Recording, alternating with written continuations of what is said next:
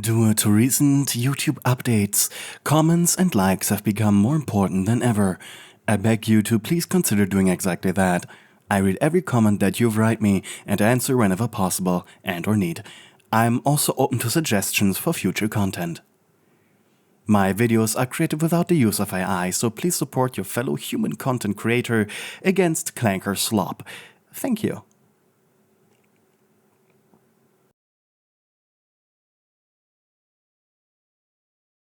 Your body was falling apart. Not enough ichor tended to do that. It had started with your teeth. One by one, they plopped out of your gums whenever you tried to feed on a tune. The floor you were located on was an old warehouse. No child-friendly decoration, just brutalist walls and cheap structures. Before you became twisted, you were a Yum-Yum tune. Yum-Yum was a side character in the show, not all too important. You were a waitress in a cafe which had the running gag of constantly going out of business, and as such, every episode it appeared in had new management with new uniforms and gimmicks. For the Halloween episode, Candy and Frights, the cafe was pumpkin-themed and was called Latte Ma Spooky. And in episode 12, which was about Dandy's birthday, it was called Water Cakes, themed after beach parties for some reason. Due to you constantly switching between costumes in the show, your base design was rather plain. You had a black, feminine body, so that the various uniforms stood out more, as well as a white, round head with shoulder-long white hair and black, round eyes. You weren't themed after anything tangible either. In your twisted form, you became much more lanky, with your mouth snapping open to reveal a long, straw-like tentacle with a sharp tip which you used for ranged attacks. But even that tongue was failing you now. The tip sagged like a wilted flower, ichor dripping in sluggish trails that hardened before they reached the floor. Every strike you made against the empty crates rang hollow. There was no nourishment left to claim. Your legs buckled without warning. The lanky frame that once carried you with deceptive speed now shook with every movement. Your knees cracked against the concrete, sending tremors through your thin bones. Cartoonish in shape, yes, but no less fragile as they began to splinter. The warehouse air was dry, too dry. It rasped across the inside of your throat like sandpaper, peeling the ichor-coated lining until every breath rattled with static. You coughed, but nothing came out, even your voice was abandoning you. Once you had been the comic relief of a forgotten subplot. But now you are just a husk that even the garden views seem to forget. A twisted without prey, a predator without teeth. You drag yourself forward with shaking claws, nails scraping long grooves into the floor. Splinters of black snapped off the tips. You didn't even notice. Your eyes, those smooth black circles, were cracking now. Thin white lines spreading across them like glass under pressure. Every blink set another flake of vision drifting away. The crates mocked you in their silence. You ripped one open with the last strength in your arms. Inside nothing but faded posters. A smiling cast frozen in cheerful poses. One of them wasn't even you. In the background, as per usual, tray in hand.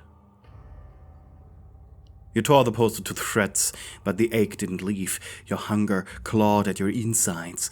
It wasn't a simple pang, it was a scream, a screeching demand that filled your skull until even your thoughts began to dissolve into static. Your tentacle lashed the air in frustration, snapping open and closed like a broken straw. You wanted anything. Scraps, even dust. But there was nothing. With each wasted second you felt more of yourself peel away. Your hair shed in clumps, your joints dislocated with each crawl forward. You could feel your very outline fraying as though the world itself was ready to erase you. Finally, your arms gave out. and you collapsed, flat against the cold floor. The concrete scraped against your thinning skin. Your breath came out in shallow gasps, ichor bubbling faintly at the edges. The two dust motes above blurred together as your vision faltered. Darkness began to crowd your edge. And then, two burning red eyes opened in the blackness. They cut through the void with steady, deliberate light. Not playful, not kind, unblinking. They locked onto you. You wanted to rise, to fight, to flee, but your body refused. In your fading cone of vision, a black hand with colorful claws slammed onto the ground, dragging forth a new twisted, massive with chains wrapped around his waist that rattled with every movement. A clock-shaped head stared you down. Unwittingly, this twisted Dyle was the reason for your state. He was the apex predator of the floor you were on, feeding on tunes above all others. There were deep wounds in his back, flesh that were practically invisible thanks to its dark coloration. You had fought him, often, a lot even. Other twisted tended to try and devour each other so that they reigned supreme and got to feed on all the silly tunes alone. Your breathing got louder as you tried to threateningly growl, and curiously the Dial poked you, his claws sinking into flesh so soft and weak that it was already enough to cause a minor wound. Dial's red eyes narrowed, his sharp teeth flashing as he got closer to you. Being twisted meant to be feral, wild, and animal-like.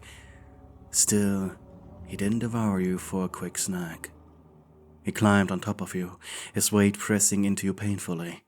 You gurgled a faint snarl as his massive hands explored your defenseless body, not to violate, but more to identify what was happening here. He watched as you pathetically writhed beneath him, until his claws cupped your face, your eyes inches apart. You could feel his breath whip over your face, hot and heavy and reeking of ichor. His grip suddenly tightened. Seems like he decided on something. His hand slammed next to your head before he dragged his massive snake-like body over you. The weight left your chest, but the warehouse still groaned under him as he moved. Chains scraping across the concrete, each link clattering in uneven rhythm, echoing like some broken metronome. Dyle didn't vanish completely, though. Not yet. Instead, he slithered across the floor, claws dragging through dust and old crite fragments.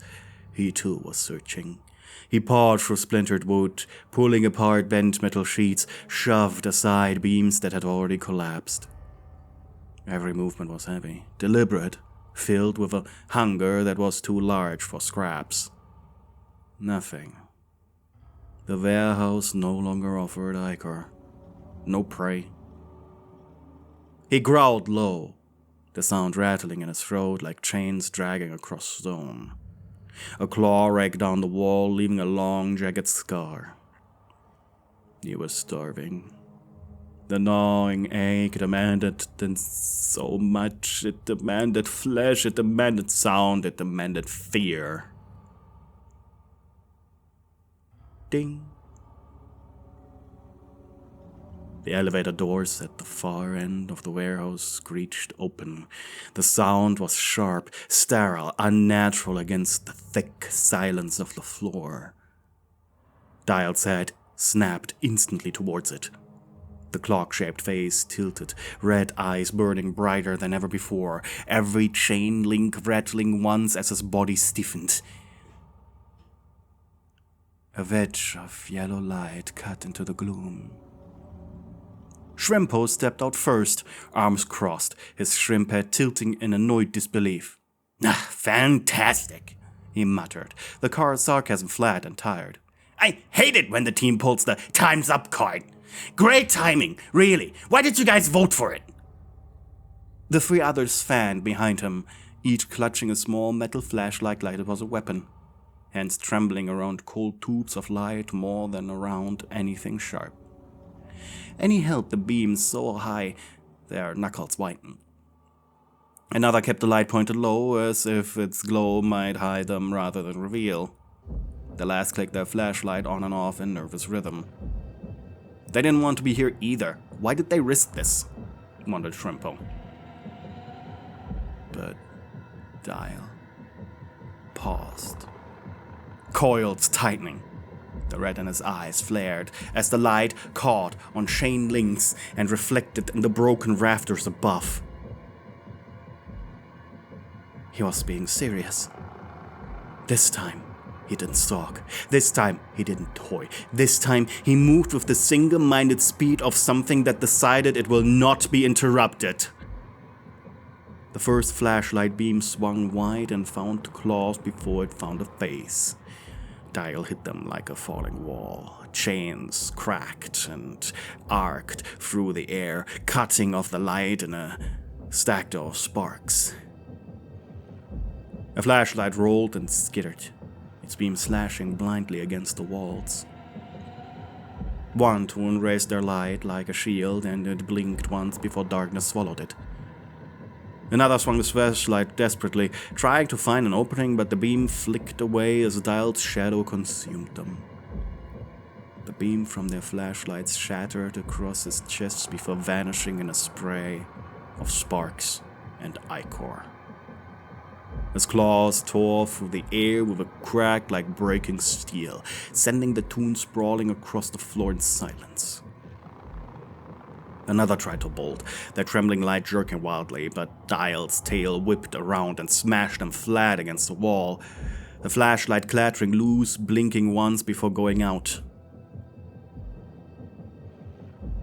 The third screamed as they swung their light like a club, striking his shoulder with a hollow thud. It was the sound of futility. In response, Dyle's jaws snapped down in answer. Red eyes burning as the chains tightened and split the air in various arcs. One slash, another. Then the scream cut off sharply, leaving nothing but silence.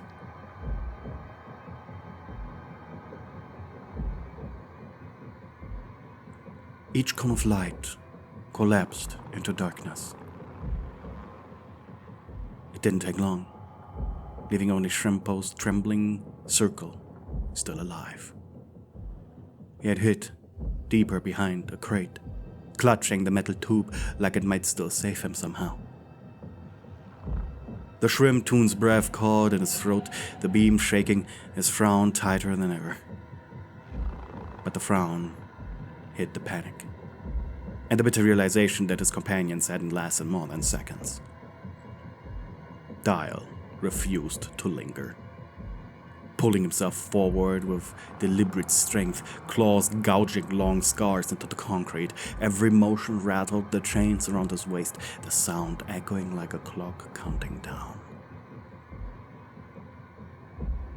He left the remains in silence, the air heavy with the scent of their ichor. Shrimpo was frozen, unblinking, as those red eyes swept past him. Dyle dismissed him. Not worth the effort. Not now. He didn't have time. And so the apex predator dragged himself back towards you, the weak shape still clinging to the floor. His weight shaking the ground with each pull. The decision burned hotter in his chest with every step. Not to end you, to keep you. With a grotesque splat, something warm and dead slapped the ground next to your face, sprinkling yours with black hot ichor. A wave of saliva immediately sprayed out of your mouth as the smell of toon meat entered your nostrils. From the darkness, Dyle's eyes leered at you. You rolled face first onto the meat, your tongue stabbing the flesh, suckling the precious ichor while toothless gums scraped the flesh, tasting, feeding. Your body convulsed with every painful swallow. But it gave you energy by the second, or more. Your survival instincts returned. Licks and slurps, stabs and slashes with your tentacled mouth.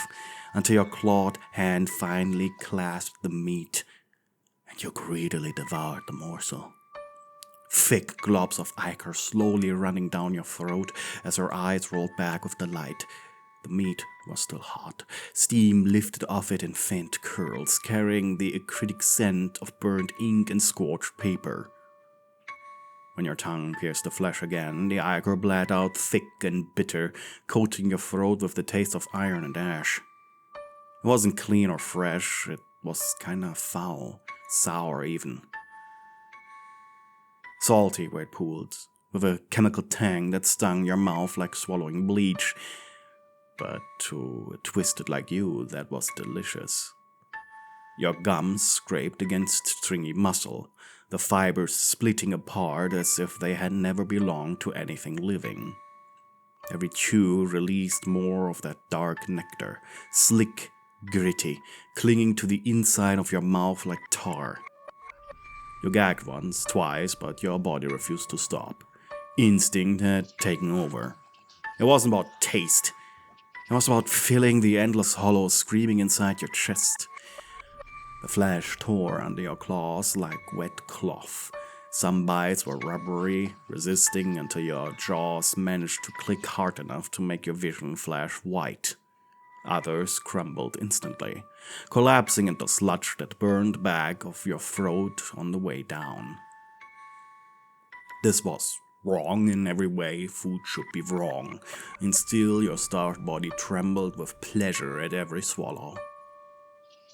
Your tongue lashed greedily, dragging across tendons, scraping marrow from fragments of cartoon bones softened by ichor's heat. The texture was grainy, like chewy through wet chalk, but the aftertaste made your head buzz. A sweetness lingered faintly at the edges, grotesquely out of place, like candy melted into road tar. Mix of bitter and sweet, nauseating. But it was enough to make your claws dig deeper, enough to keep your convulsing throat swallowing, again and again. Ichor dribbled down your chin, dripping onto the floor in thick strands. Each gulp filled you with a rush that almost hurt, like lightning running up your hollowed veins. Your cracked eyes rolled back, vision fluttering as a shudder of life returned to your body, a flash of red in your pupils. It was agony, it was ecstasy, and it was survival. You exhaled with a pleased gurgle, body stained with fresh, smelly ichor, and it was then Dyle slipped off his perch, curiously approaching you, staring at you, while you pulled back ever so slightly. But he was quicker, more overpowering. You're still weak, and you will take full advantage of that. Dyle lowered himself again, his shadow swallowing the space between you, the chains around his waist rattling with each deliberate shift, the sound echoing sharp against the empty warehouse walls. His claws scraped the floor beside your head, gouging deep scars into the concrete, not striking, not killing, just showing that he could.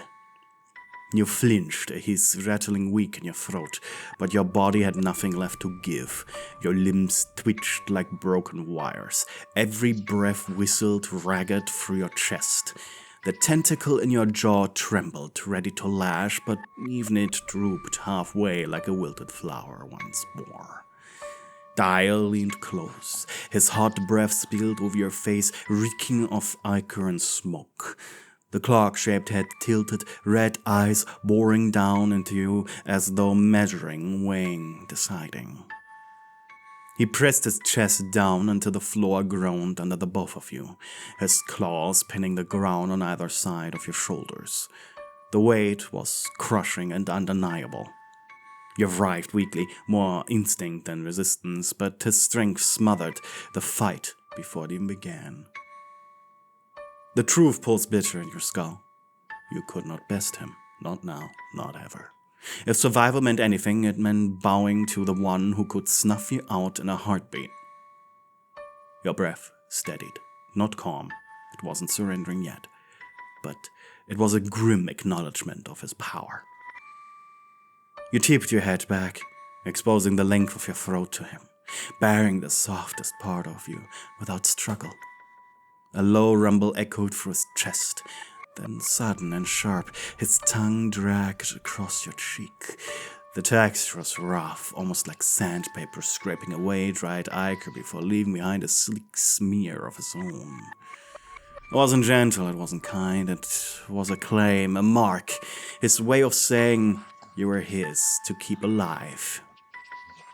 You twitched at the contact, eyes squeezing shut, but you did not fight it. You couldn't. Somewhere deep in you, starving frame, instinct recognized the gesture for what it was, not a threat, not a kill, but acceptance. For a long silent moment, Dyle's chains rattled only with the rise and fall of his breath. Then his grip eased. Not gone, never gone, but less crushing.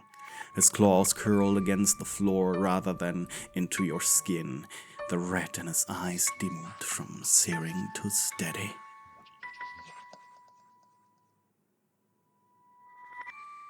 You had accepted it. He had made his choice.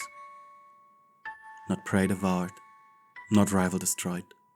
A place given, a place kept. His weight remained heavy, but I no longer promised death. I promised something sweeter. Survival under him. And you would yet live. Hey, you reached the end of the video. That makes you part of an exclusive club. Our secret password is Cheap Thrills. Put the secret message in your comment below to tell fellow members you watched the video until the very end. Lastly, before I say goodbye, I would normally shout out my channel members. However, due to losing monetization, I currently do not have access to both channel memberships as well as a list of previous channel members. Nevertheless, I'm eternally grateful to the channel members I used to have, and in the case memberships get reinstated, I hope I'll see you again. Thank you for watching.